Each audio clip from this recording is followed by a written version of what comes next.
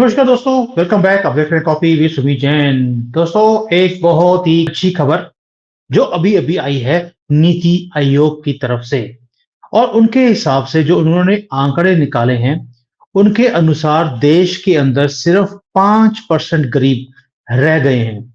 और संख्या के आधार पर ये सिर्फ 7 करोड़ लोग बैठते हैं।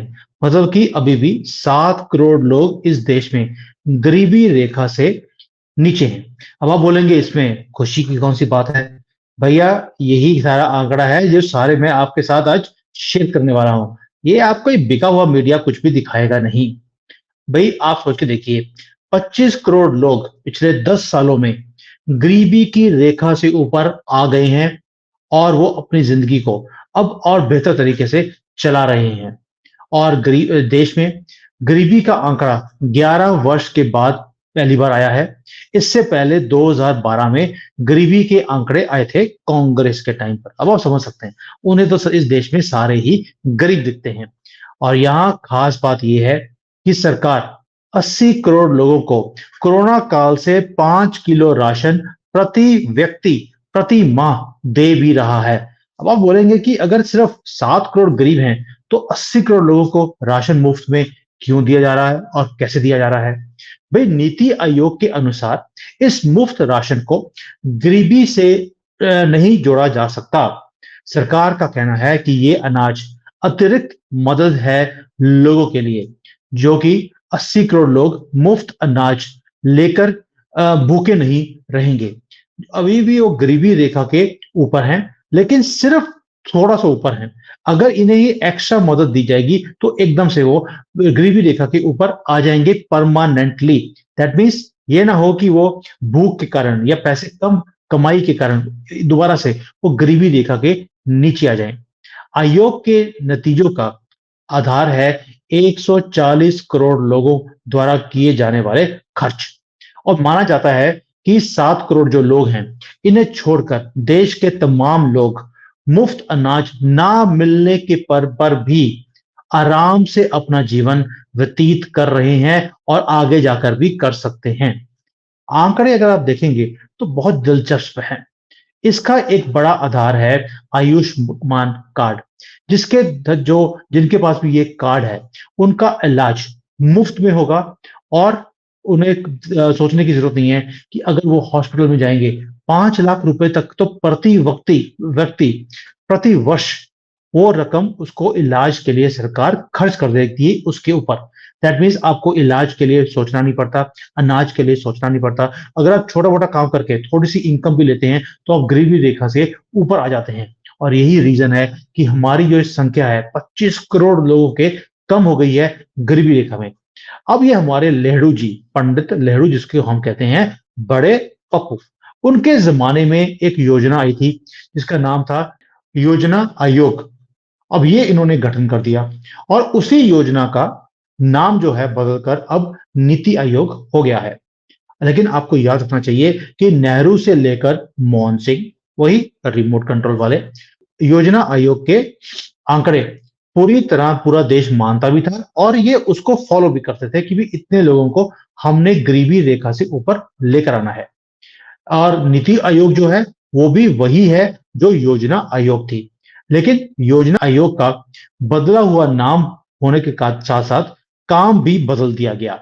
अब भारत जैसे विशाल देश के लिए ये आंकड़े एक ऐसे हैं जैसे कि हवा के ठंडे झोंक आ रहे हैं। आप सोच के देखिए, देखने में 7 करोड़ लोग बहुत बड़ी रकम लगती है। लेकिन गरीबी हटाओ का नारा 1975 में इंदिरा गांधी ने दिया था। और ये नारा अगर आज 50 साल के बाद पूरा हो रहा है, सफलतापूर्वक हो रहा है, तो सभी को इंक्लूडिंग यही कांग्रेस को खुशी भी होनी चाहिए। भी इंदिरा गांधी ने ये नारा तब दिया था जब देश में 75% लोग गरीब थे, गरीबी रेखा के नीचे थे। और ये संख्या बहुत ही बड़ी थी उस वक्त। और अब ये आंकड़ा घटकर अगर 5% रह गया है तो पूरा विपक्ष को क्या करना चाहिए? इसके लिए कहीं ना कहीं एकजुट होकर प्रसन्नता होनी चाहिए और मोदी जी को कहीं ना कहीं उन्हें थपथपी भी देनी चाहिए। लेकिन ये थपथपी के जब टाइम आता है तो छुरा खोपने की कोशिश करते हैं। अब देखिए इंदिरा गांधी के ज़माने से भारत में जो इन्होंने बोला था कि भई हम अब डेवलपिंग कंट्री हैं। इन्होंने कहना शुरू किया था जबकि तब 75% लोग गरीब थे और अगर आज 5% लोग गरीबी रेखा के नीचे हैं, तो भारत का जो ये सपना है कि अगले 25 सालों में हम एक डेवलप्ड कंट्री बन जाएँगे, जो मोदी जी ने सपना दिखाया है, ये भी पूरा हो जाएगा। ये पीएम मोदी जो हैं, वो अमेरिका में, यूरोप में, चीन में, जहाँ पे भी जाते हैं, वहाँ जाकर बोलते हैं कि हमने अब एक डेवलप्ड कंट्री की लाइन में खड़े होना है, जैसे कि आप खड़े हो। और वो दिन-रात इसी काम के पीछे लगे भी हुए हैं कि देश जो है उसका गौरव, उसका जो इतिहास है उसको दोबारा से उजागर किया जाए और दुनिया के सामने नया भारत दिखाया जाए। देखिए, मैं हमेशा बोलता हूँ, सरकारें आएँगी, सरकारें जाएँगी, लेकिन ये देश हमेशा रहेगा। आज मैं हूँ, अरविंदर पंचोली जी हैं, हम अपना पूरा टाइम इसी काम पे लगा रहे हैं कि इस देश को बचाना है, क्योंकि 2024 के इलेक्शन बहुत पास आ गए हैं और ये जो चोर हैं, कांग्रेसी, इन्होंने तो इस देश में देश को भी इन्होंने बर्बाद करना है, क्योंकि इस देश के नाम से इनको चिढ़ है, क्योंकि बाबर की औलादें हैं, उन्हीं की कब्र पे जाकर ये रोते हैं कि हे बाबर, तेरा सपना हम पूरा करेंगे, तेरे वंशज अभी ज़िंदा हैं और हम तुम्हारा गज़वे हिंद का जो ये प्लान है, ये पूरा करके छोड़ेंगे।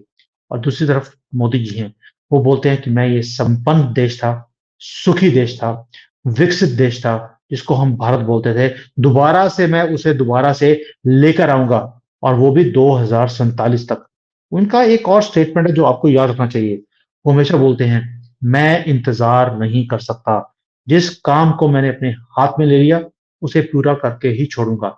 और ये 2047 तक भारत एक विकसित देश बनकर ही रहेगा और भारत को अब रोकने वाला कोई भी नहीं है। अगर है, तो वो है हिंदू। सेकुलर बेवकूफ हिंदू, जो इस तरक्की से जलता है खुद भी। ये मुझे लगता है जो जिसको हम बोलते हैं ना एक कि जिन्होंने आपके ऊपर अत्याचार किया, उन्हीं के साथ मिलकर आप उन्हीं की भाषा बोलने लग जाते हैं और हिंदुओं का वही हाल है। मैं आपको स्टॉकहोम सिंड्रोम के बारे में नहीं बताना चाहता क्योंकि ऑलरेडी 1000 साल से इतना गहरा हमारे अंदर ये नसूर बैठ चुका है सेकुलर का। और अब तो उन्होंने बोलना शुरू कर दिया कि मुसलमान तो सेकुलर था शुरू से ही। मुसलमान और सेकुलर, मुझे बात हजम नहीं होती और ये कौन बोल रहा है? ये हिंदू ही बोल रहा है कि मुसलमान सेकुलर है। इसका मतलब है कि आपके जिसके घर में अभी तक मुसलमान नामक की आग नहीं पहुँची है, तो प्लीज़ संदेश खली के ऊपर जो मैंने वीडियो बनाया था, वहाँ पर उनकी औरतों को कैसे उठाकर ले गए जाते हैं और पति को बोला जाता है अपनी बीवी को यहाँ भेज दो, वरना तुम्हारा सबका कत्ल हो जाएगा। और वो बाप और वो हस्बैंड अपनी बेटी को और अपनी वाइफ को मुसलमान के घर खुद छोड़कर आता है। वाइफ अगले दिन लुटी हुई वापस पहुँचती है। लड़की 10-15 दिन के बाद आती है। आप सोच कर देखिए उनके ऊपर क्या बीतती होगी। लेकिन आपको फ़र्क नहीं पड़ता। क्यों? क्योंकि आग अभी तक आपके घर में पहुँची नहीं है। बहुत जल्दी पहुँच जाएगी। कर्नाटका वालों से पूछ लीजिए और कर्नाटका वालों, मुझे बड़ी खुशी है कि आपने कांग्रेस को चूज़ किया। अब आप पूरा 5 साल एन्जॉय करेंगे, वो 200 यूनिट फ्री, क्योंकि आप अपने घर में आराम से एसी चलाकर सो जाओगे। दुखी होगी तो आपकी बीवी और आपकी लड़कियाँ।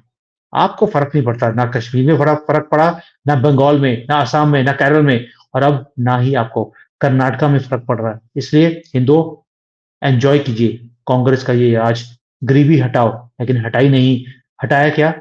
कुछ भी नहीं, हटाया सिर्फ़ मोमेंट्स का ऊपर पड़ा हुआ पर्दा, जो दिमाग के ऊपर पड़ा हुआ था, हम वो उसको इन्होंने हटाने का काम किया और कुछ भी नहीं और हटाया सिर्फ़ ये सनातन का नाम, सनातन का गौरव और भारत का नाम इन्होंने मिट्टी में मिला के रख दिया 75 सालों में, जो अब दोबारा से मोदी जी लेकर आ रहे हैं और हम भी लगे हैं कि हमारे देश का नाम इंडिया नहीं, भारत होना चाहिए और उसका गौरव दोबारा से आना चाहिए।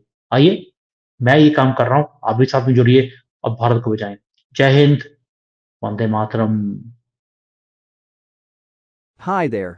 If you liked the video, please don't forget to smash the like button, subscribe to our channel, and activate the bell icon so that you receive all notifications whenever we upload a new video. Thanks for watching.